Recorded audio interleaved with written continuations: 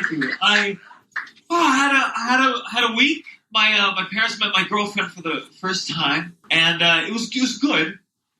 The only thing my dad's Italian, and if you don't know Italians, like we do a lot of hugging and we kiss each other goodbye, all that stuff. And my girlfriend, who's not Italian, she saw my dad and I kiss, and she was just like, "Ew." Do you kiss your dad in public? And I was like, yeah. You know, it'd be weird if I only kissed him in private. I was like, hey, Pops, let's get out of here for a real goodbye.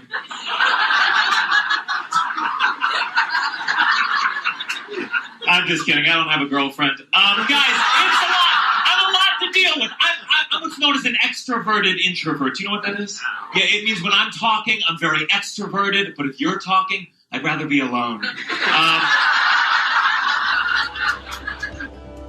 It takes energy. It takes courage. It takes commitment. A hunger to live life at another level. A life of true fulfillment.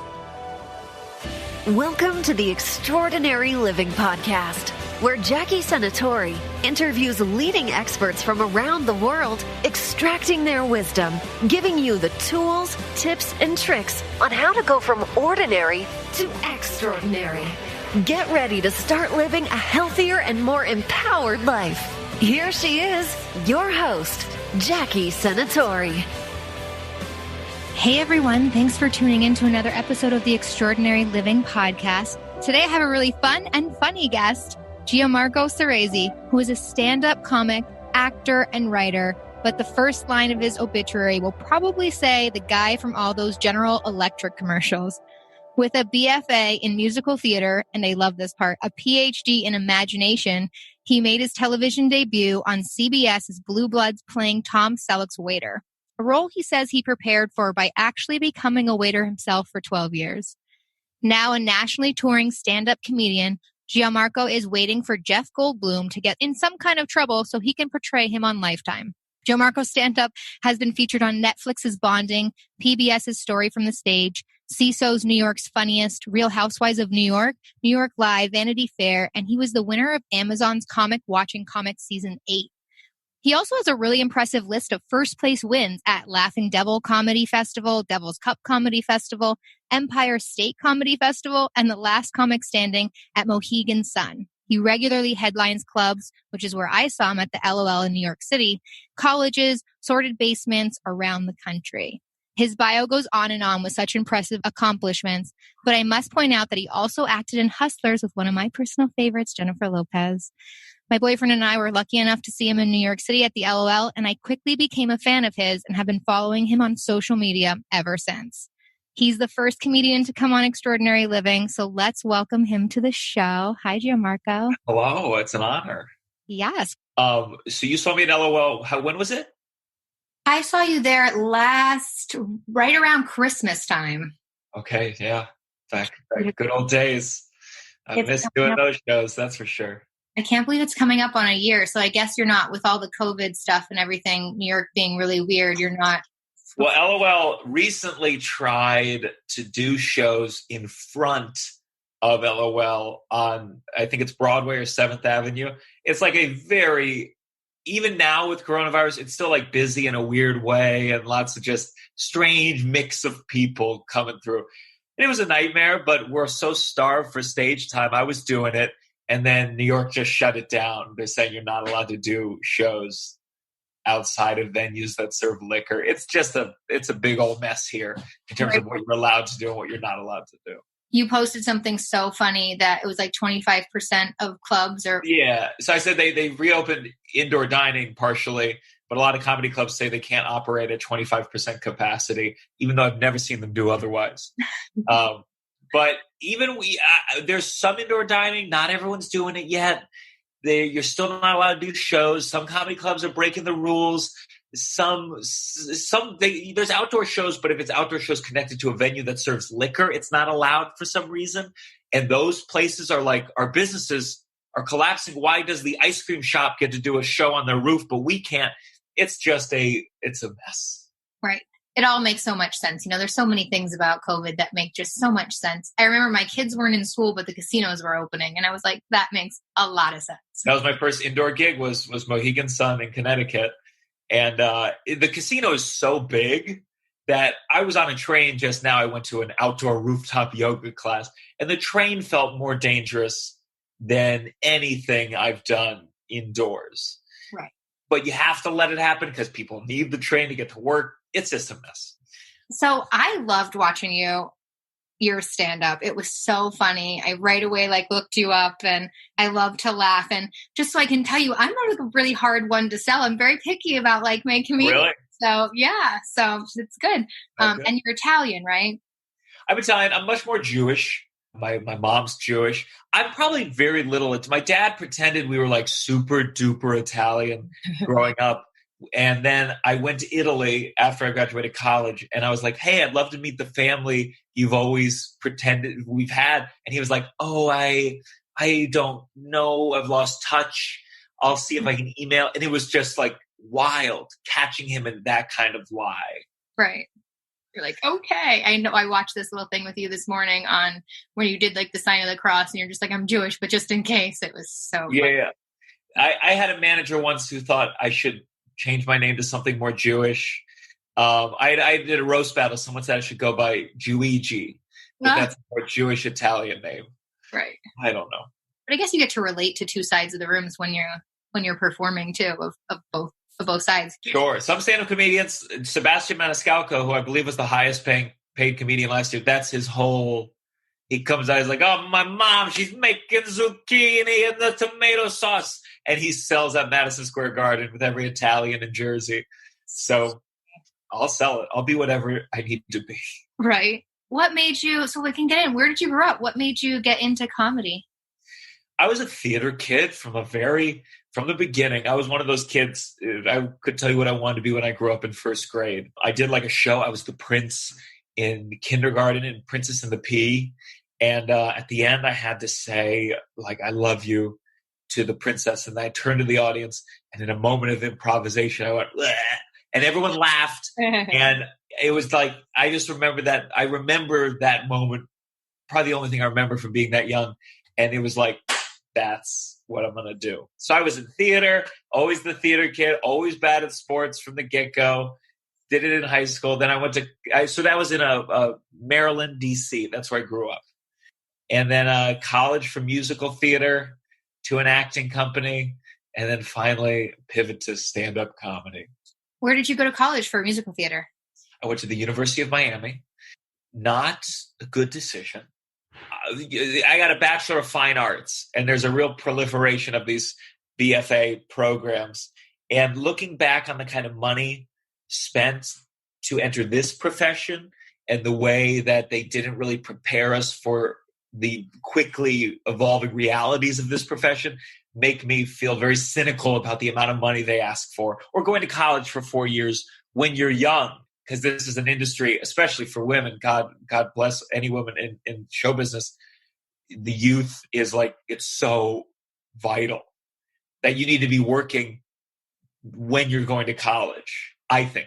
Yes. I went to New York City Film School. That's where I went. I was originally from Toronto, Canada, and I went to the New York Conservatory of Dramatic Arts right there in Manhattan. Really? Yeah. That's so cool. True. We have more of a clock on us, although it's sort of changing now, and women are I had Sonia O'Hara, who I went to school with, on here, and she's now a writer and director in LA. Sure. Sort of, but you're right. Yes, there's a clock on us right away. It's more it's not that you can't get work. It's just that it feels I talk to so many women in the industry in the performing part, and I feel them talking about the sense of I'm worried because I'm about to hit this wall. And I don't feel that as much. Right. I know I'm not going to play a high schooler anymore. People always joke that there's this gap, and then there's Meryl Streep gets all the roles for any older woman. There's a pool. You missed the window. But then there's a lot of mom roles. It's really interesting when you start playing because I'd be in my early 20s still playing 16, 17, and then all of a sudden you jump to mom. There's no in between. Sure. Yeah. That's cool. You're from Toronto. They have a great stand-up scene. Toronto's a hot place for stand-up. I did some stuff at the improv studios downtown and that kind of thing. But I always liked doing film acting, like more action stuff, more drama stuff. So comedic stuff I liked watching funny people. And I like that dry kind of real sense of humor that you have, that you actually take something, like when you talk about your parents' divorce. So we just talked about, like, when you take something that's really real in life and you make it funny. I love that kind of. Now, how long was that program that you went to, the one in New York? New York City was 2 years. And do you look back on it fondly? Oh, yeah. It was the greatest time of my life. Was it? That's good. I love it. I think 2 years is good. I'm a big proponent for 2 years. It's like 4 years, though. The money just for these colleges. I have 2 younger siblings I have 4 younger, but 2 that are in college right now. If I thought they would do something with the free time, or if they came to me for this kind of advice, I'd be like, do not skip this year. Right. This year, doing Zoom classes for $50,000 a year, they are robbing you. So and it sounds like you get, and you can share this. It sounds like you get most of your skill set and your working out of it by doing all of your open mic nights or stand up. Where did you kind of perfect or learn? I don't want to say learn to be funny, because I feel like that's like a natural gift, but it also takes like a skill set. Some people just think it's easy. You get up there and you just start talking, but there's a lot more behind it than that, right? I mean, everyone has different paths. I had a unique path in that, like, I had this, what's hard, and this is where you can like undervalue training, where it's like, I have had so many years of movement classes. I was taking them in high school. I did summer sleepaway camps. I did 4 years of movement class in college and voice and all sorts of things. So that, like, that's part of my background.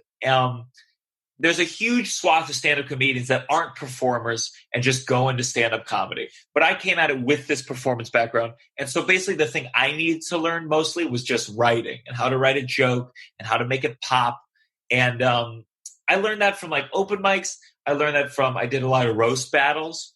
It's like a good skill, because the objective is like, I need to do one joke that insults this person for something terrible in a way that makes everyone laugh suddenly. The goal is very clear.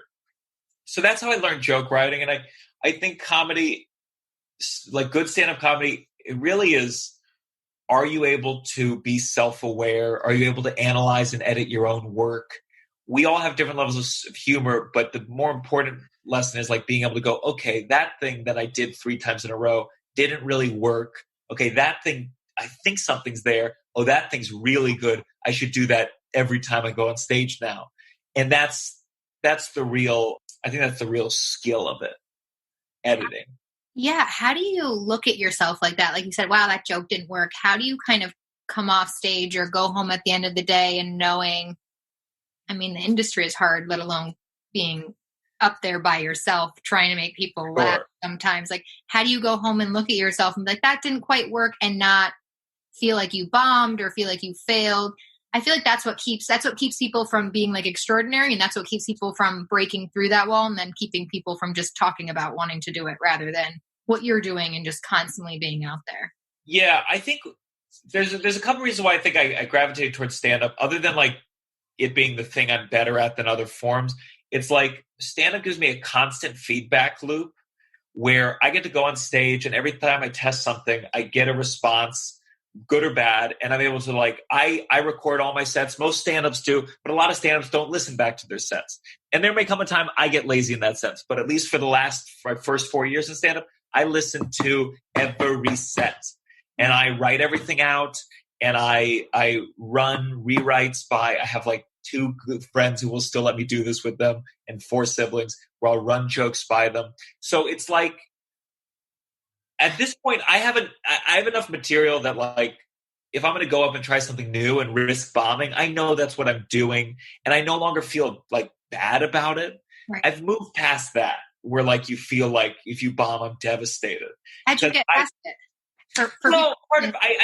You kill enough times, you do well enough times, you know enough like how to do well. But I'd say in the beginning, like when I was still like figuring it out, it was just tough. It's more like you feel it, you feel bad, and the option is, there are some people, at least in the beginning, who they bomb and they don't do stand-up for 2 weeks, or they just kind of retreat. And with this, you just got to push forward, go, okay, I'm going to try to get them next time. At least in New York, you can have 4 or 5 shows or mics in a night. And if you bomb at this one, you can be like, all right, I'm going to go to the 1 a.m. mic at the bumfuck nowhere because I have to get one laugh tonight. It's inspiring to hear that. I do a lot of like coaching and wellness coaching and speaking and that kind of thing. And we don't do 5 shows back to back. It's interesting that it's like, wow, I just bombed, and you get right back up and do it again and get right back up and do it again. And you find the places, I think of a lot of things in terms of stand-up. Like whenever I see politicians speak, or I'm not a fan, but when you can see when Trump does these 2-hour rallies, is there's a lot of like new material that bombs, where he'll be talking about like, you see this thing on Fox, and the audience is like, we don't know, we don't care. But then when he gets the thing that everyone starts cheering, then he goes, oh, that's the line that's going to sell tickets to the show. And that's how he got into the lock her up and the build the wall. Those were open mic things that he tested, and his audience responded. I just had a yoga class, and a lot of yoga classes, I see the teacher will open class doing like a 5-minute story about something that happened to them that morning that tested their yogic skill. And I'm like, it's so kind of rough and not really put together. I'm like, oh, this class that is the free class that they know I'm not going to come back for them specifically. This is their open mic. Right. This is their time. And after this, they're not recording it like me per se, but they go, okay, this is how you sharpen that story. We've all sharpened stories we tell at dinners. We told our friend first in the heat of the moment. We called them. Then we told it at this dinner party. Then told them at that. We all tell stories. We edit them as we go. And when you've told it the 20th time, you know what points to hit. Right. And that's what stand-up is in a much more kind of condensed, and I will write it out. No, people don't write out their dinner stories typically, but you are in your head. It's so true. It's a really great way to look at it. And you know what I noticed too, with watching one of your stories this morning, that on one of your videos when you were saying about the skydiving and Laura, and you got off this plane and we think we know what's like coming next. You're like, I called her and it all worked out. You like stopped right before and we're like, I threw up everywhere. And it just, you have this like brilliant way of taking you're like, think you're going straight, and then you'll just like go a totally different direction or say something that completely like, makes the attention. It makes it not boring, or it makes it like exciting, or you really have to like engage and listen. Yeah. I'm a real fan of, I just, as I got more into comedy, I got really just into kind of one-liner comedians. And like with a really good one-liner joke, the surprise of the punchline has to be so unexpected that I always try to incorporate that in the stories that I do. It's hard because writing something that's truly unexpected can take a long time. You told me I had this divorce one, and it was like, the custody battle between my parents was so ugly. The judge ruled I could decide where I wanted to live. So I moved in with the judge. And like that joke, I've had it for a long time, but it took like a year and a half to like really, for the judge to emerge like, oh, that's what's surprising. Originally it was, so I picked prison, so I picked the chair, so I joined the circus. All of it was fine. But that was the one where it was like, ooh, and that's what I try to find in my jokes. It's what makes you unique. So for anybody listening, I think that's really what gravitated me towards. Like, that's what makes you really different, or really like engaged, and it's the whole time. It's laugh out loud, literally the whole time. Yeah. You give like a little break and then you like hit it again. And also like with some like sincerity, like there's actually like storytelling I feel like you do too, that it's not just like a joke just to, hey, this is going to be funny and to make you laugh. It's like you have this unique way of telling us a story about your life, and it just happens to be funny too. So where do you get your inspiration? So when you talk about like that little judge moment, like do you have somewhere you go, or do you go like, some people go for a walk, some people love water. Is there like somewhere you go that you find like things download easier, or that you go for inspiration if you ever feel like stuck, or just... Yeah, I just kind of, I when I'm not busy with other things, I'll spend like a couple hours like strictly on my laptop, where it feels like I'm doing more editing. And the inspiration will come more like during activities. I have to remember sometimes I'm like, if I'm really stuck, I'm like, I just need to go for a walk or I need to put this down. And it can be tough. Yeah. Do you use your family and friends and relationships, and how do they feel about it? Especially I would think with like more like relationship, like intimate relationships, knowing that you got to be careful. He's going to be talking about this on stage like tomorrow. I have not had, since I like really got into stand-up, a like true blue someone I haven't had someone I lived with. Like I had a girlfriend before stand-up that I lived with, and I'm like, yeah, that would be interesting for them to see. So much material would be about them. So I've dated a lot of comics, and there's kind of an understanding that as long as you're not like calling them out, it's okay to make jokes. Yeah. I'm sure it will be a challenge eventually, but I also think I would be with someone who would be okay with that. Right. Family, when you talk about your family, I guess they watch your stuff and watch your show. Yeah, I mean, the family dynamic is weird where if I'm being like harsh, I'd say like I think my dad doesn't mind because he just likes that I'm talking about him. Like, and I have the same thing where like if you're making fun of me, it tickles me because even if you're making fun of me, I am the center of attention. And that is something I wouldn't be in this business if I didn't have some kind of proclivity to wanting all eyes on me. Look at me, look at me. And then my mom is like, I've said some brutal things about both of them, but my mom, like just some devastating things about her being a bad mother, which are exaggerated for the sake of the joke. But the only time it ever upset her was once I used her maiden name. And it wasn't just that, but I did a joke about like, she's always trying to get me to call this guy she dated in high school who's now a big talent agent. Right. And I was like, oh, what am I supposed to do? Be like, hi, shalom. My mom gave you a couple hand jobs at Hebrew school and it's time to return the favor. And she said she felt like I was calling her a slut in high school. And I thought it was so funny because I was like, giving a hand job in high school, that's hardly slut behavior. And then when that happened, I tried to add a joke. I was like, this might be too graphic. But I was like, slut, I was calling you a prude. Hand job is where I started. He finished on my back. Like that was the one time. So people have their own things. My mom, and maybe it really does hurt her. Maybe it does. And maybe someday when she's very old, she'll start crying and go, do you really think I was a bad mother? And I'll go, no, I was joking. Funny, right? Do people have, like, or audiences have a category that you think they like the best? Like when you were saying this might be like a little raunchy, do you find that crowds like more like sex stuff or relationship stuff, or do you have with LOL, like what you have to monitor when you have a kind of a club like that is that you don't let all your material go to the least common denominator. Mm-hmm. And it can be, people of course love sex. And when people are like drunk and it's that kind of a feel, the sex stuff will always work. The easy race material will always work. But I don't do it partially because I like to think I'm above it, or it's too easy, or it's been done. I'm a white man. So like, but you could at that club, I could go up there and do a joke where the punchline was just me doing a shitty Chinese accent, and it would kill. Now, you don't do that for a myriad of other reasons, because outside of that club, it's considered hack. People won't book you. It's racist. But that's why it's always different. You go to Brooklyn and like that kind of raunchy sex stuff from me, from a straight man, might not play in the same way. Every room is so different.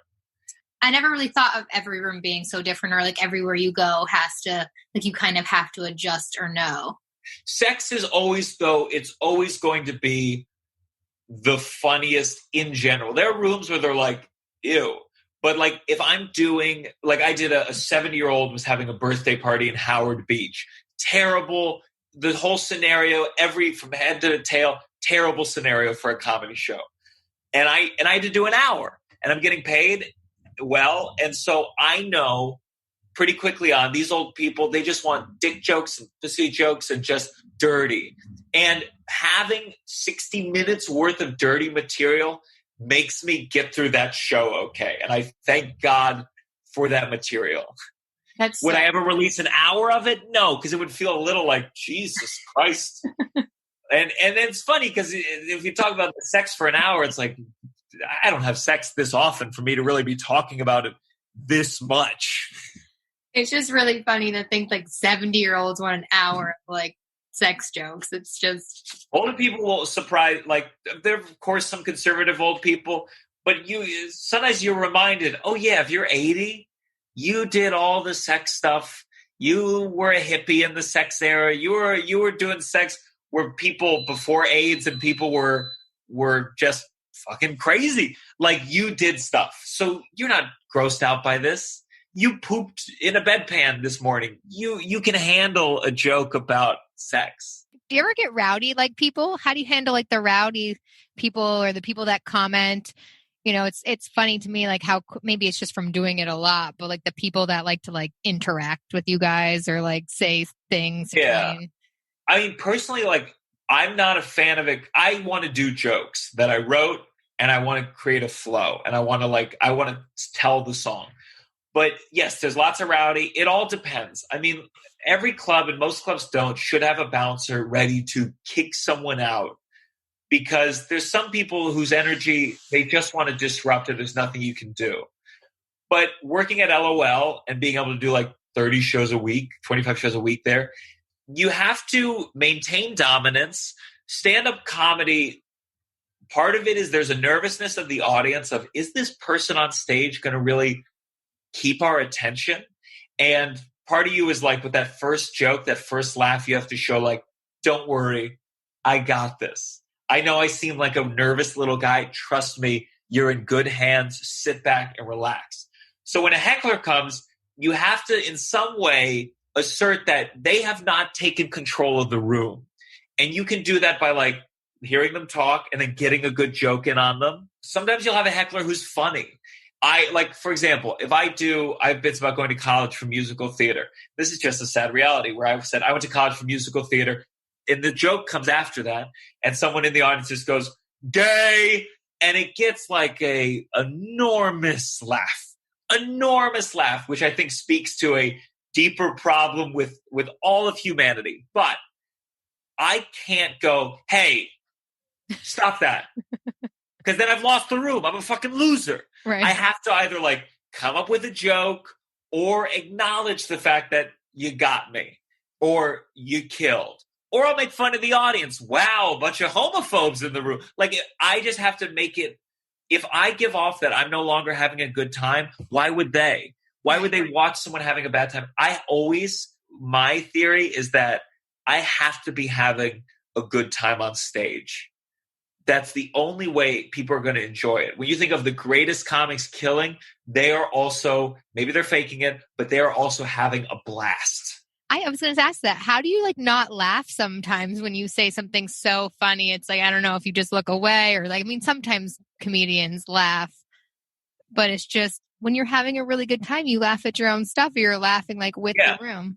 I think it's great. I think if the laugh is real and not just a nervous laugh, it's fantastic. So I let myself laugh at it. I don't think I do it too much, but I think you do have to like let yourself go with the joy of it. I'm not a laugher in general. When I'm on stage, I feel so good. And this is the reason I do it. I feel so good on stage. That's one of the few times I do laugh. And I let it ride because I think if it's sincere, the audience feels the sincerity and they're like, oh, he's having fun. I'm having fun. We're all having fun. If someone were to throw me up on Madison Square Garden for a sold out 5-minute set, the only way I'm going to do well is if I think of it as like just what an LOL show would be. It's just like, I'm just here to have fun. I don't give a fuck about these people. That's why they always say like, when you don't want the job, you get the job. The moment you get married, everyone starts hitting on you. It's more just because you no longer approach people with that feeling of please, please, please, please give this to me. And you're cool. And that's what cool is. It's not needing something from the other person. It's so true. It's like when you let go of the need of something, it just like attracts to you. Yeah. I do that a lot in meditation classes. I teach meditation classes and it's just like, just letting go of resistance allows your goal to come to you. It's just like wanting to attack it. Do you think you really can play in Madison Square Garden's a sold out show and you'd be Could you do it? Like, would it be? I think so. I think there are lessons to learn with the biggest audience. I did something in North Carolina last year that was for like 500 people in like 2 balconies, and it went very well. But it's the timing was just different because the beast of like the people laughing and when you had to wait for them and when they turn. It was just different. It was like, I imagine it was like if I mastered how to like train a Shih Tzu, like I'm sure I could learn how to train a giant bulldog, but there's just like certain things, certain finesses. So I would want to work my way up. I've heard from probably just in interviews or podcasts that like stand-up comedians don't even necessarily like performing in that big a space. It's almost like too unwieldy. Yeah. There's at no point is there silence. You know, there's so many people that at LOL, if I'm doing well, I can get people to a place where they respect and trust me so much that if I get quiet and I'm just going to do a setup that lasts 45 seconds, they're going to shut up because they know I'm going to take them someplace funny if they give me that time. That's what I love. That's what I enjoy, actually. And it's like a story. It's like heartfelt. So if you had to kind of tell anybody listening for like up and coming comedians or your 20-year-old self, or what would your advice be? Like, what would you say now being so seasoned? What would you say is like most important, or what would you have told yourself back then? I told myself, get into advertising because coronavirus is going to ruin your entire career. I think you're doing well. I follow you on Instagram. I think you're like constantly on it. I really do have a prediction. I said this to my boyfriend downstairs before this. I was like, I really think he's going to be like I have a good eye for it. So that's my prediction for you. I really do think so. I would tell myself that like, I wish I had started stand-up comedy sooner, but I think like a lot of what the arts are, there was a time where I would tell you like, I will never not do musical theater. Right. Or I'm going to be the next Daniel Day-Lewis. And the reason I really started stand-up in full was I had a friend, I wrote a play where there was a lot of like storytelling, and I had a producer friend who like took me out to lunch, and I really credit her to this day, where like she very emotionally was like, you should do this, focus on this. And that's part of being an artist, is like going like, oh, whenever I do this thing, whenever I do improv, whenever I do a dramatic role, people come up to me after and go like, damn, that was good.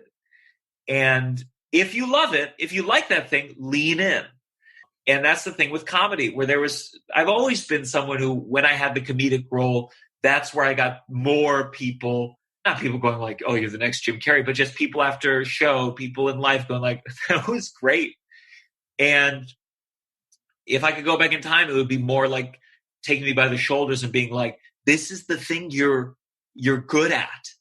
This is the thing that you want to be excellent at something. This is the thing. So, and for so long, I mean, I wanted to be a singer. I wanted to be like a master singer for so long. In college, pretty much for all 4 years, I would practice singing an hour and a half a day, just doing scales. And I'm the kind of person where it really took, after 4 years, hitting kind of a ceiling or finding that like, I still couldn't hit that A flat after working at it harder than anyone I knew. And they could do it. That I gradually was like, oh, maybe my DNA, the things that make up my voice, I'm never going to be this thing that I want to be. And I can either adjust, I could either, okay, then enjoy life as a baritone, or I can go, I don't want to be a baritone. Maybe singing isn't what I want to have in my number one goals. Right. And that's the kind of thing, though, it's really hard for any 21-year-old to figure that out. Right. And it's just sort of like living. And I always tell people, just take one step, take one action step towards the goal or towards your dream. And then another door is going to open that you just didn't expect. I wouldn't have expected to get into coaching, but it was like acting and all these different things that led into this kind of like coaching world and human behavior, and all of that just sort of opened up and found me. And it was like, that's a lot of fun, and just kind of go with what you're good at, like you said. Do you have any inspiration, speaking of like Jim Carrey? For me, I mean, these days it's like I'm really driven by the stand-up comedians that I admire. Like, I mean, John Mulaney is such a great one because John Mulaney is so spectacular because, first of all, he's one of like the greatest stand-ups alive. I hope with all the other things happening in his life that he stays that level. Most stand-up comics, that's what happens, is they get busy and the quality goes down.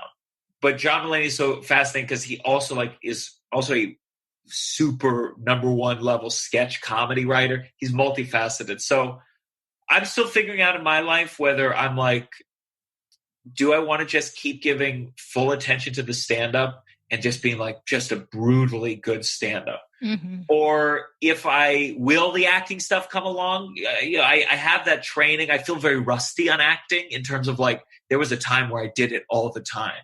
And now if I had to do like an emotional scene, like I'd probably have to start meditating again just so I could like get back to that place where I'm not looking comedically outside myself. Right. And you'd be surprised though, like how it's just in there innately. Like it's like riding a bike. You get back there so quick, or, you even use your acting skills. I'm sure you use it in stand-up comedy. It's like, it's just in there. Yeah. But that's what's weird. I mean, talk about one of the things coronavirus made a lot of comics do is most comics that are really working comics, they'll tell you like I would never take more than 1 day off stand-up comedy, probably for the last 2 years. Wow. That's in the last 4 years, that in the last 2 years, like taking off more than one night of stand-up. If I went on vacation, I would see if there's any local clubs there just to do a spot. And coronavirus was the first time for me, certainly, and I think the first for some of these comedians who've been doing it for a decade, the first time in 10 years, that we could not do it.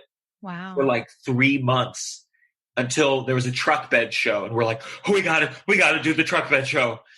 And everybody runs.